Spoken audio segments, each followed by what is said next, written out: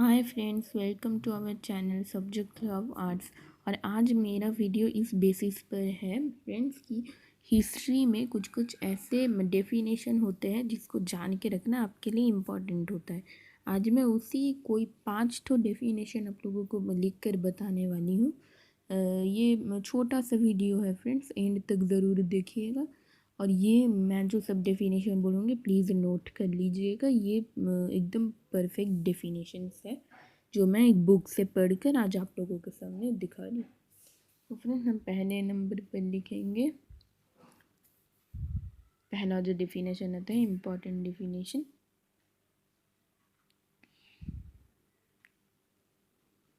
Abraham Lincoln का।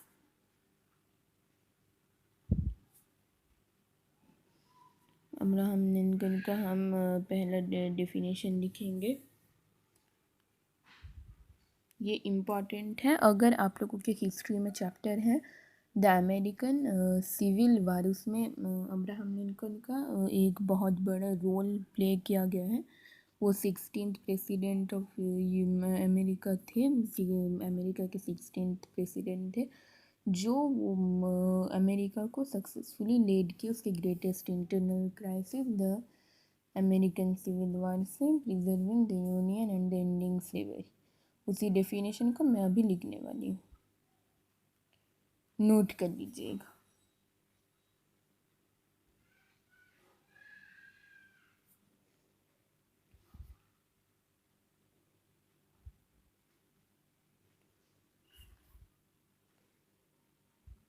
मैं लिखने के बाद फिर आपको दिखाऊंगी। फिर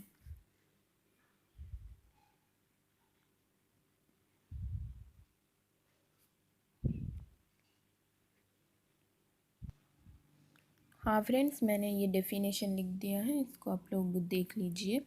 Abraham Lincoln was the 16th president of the United States. He successfully led the country through its greatest internal crisis, the American Civil War, preserving the Union and ending slavery. हमारा सेकेंड वर्ड है, ये आप लोग note कर लीजिए, Abraham Lincoln का। हमारा second word है हिस्ट्री का एक most important chapter, India in the 18th century का एक मेन कैरेक्टर नादिर शाह। इसका डेफिनेशन भी मैं लिख रही हूँ, आप लोग नोट कर लीजिएगा। Shah was the ruler of Iran.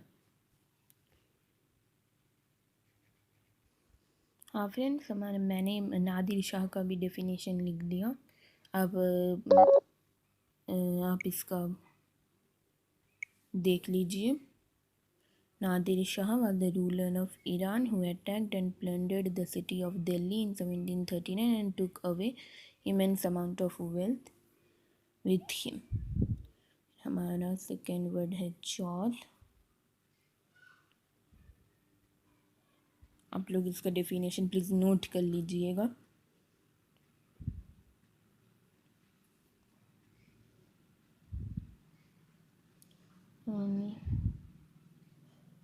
जी हाँ फ्रेंड्स, देख लीजिए, मैंने एक ही साथ दो वर्ड्स का डेफिनेशन लिखा है। एक है chauth, it was a tax equal to 1/4 of the land revenue collected by the Marathas from territories outside their kingdom. फिर सरदेशमुखी भी एक टैक्स है। ये दोनों इम्पॉर्टेंट है क्योंकि ये दोनों टैक्स, क्योंकि मराठा यूज टू लेवी मतलब chauth and sardeshmukhi in the entire region. ठीक है, मतलब समझ में आया। मतलब ये उस समय का फेमस टैक्सेस थे। ये देखिए, सरदेशमुखी और चौथ का डेफिनेशन आप लोग नोट कर लीजिएगा। फिर हमारा लास्ट एंड फिफ्थ वर्ड है मनसबदार, जो कि भी एक इम्पॉर्टेंट है India in the 18th century में। जितना भी सब हिस्ट्री का है मैं यहाँ लिखूँगी इसका डेफिनेशन। हाँ फ्रेंड्स, मनसबदार का भी आप लोग डेफिनेशन नोट कर लीजिए। The word is of an Arabic origin, dar indicating dark आप लोग ऐसे रखिए, dar indicating the holder of an office or dignity, and mansab being a rank determined by the command of a specified number of men। तो ये था हमारा आज का 5 ठो वर्ड जो हिस्ट्री में मेन वो सब वर्ड्स हैं जो आप लोगों को सीख कर रखना ज़रूरी है। अब्राहम लिंकन, नादिर शाह, चार सर देशमुखी और मनसबदार का, ये सब लोग आप लोग नोट कर लीजिए डेफिनेशन। आज का हमारा वीडियो इतना तक ही है। थैंक यू फ्रेंड्स, मिलेंगे हम लोग नेक्स्ट वीडियो में मिलेंगे।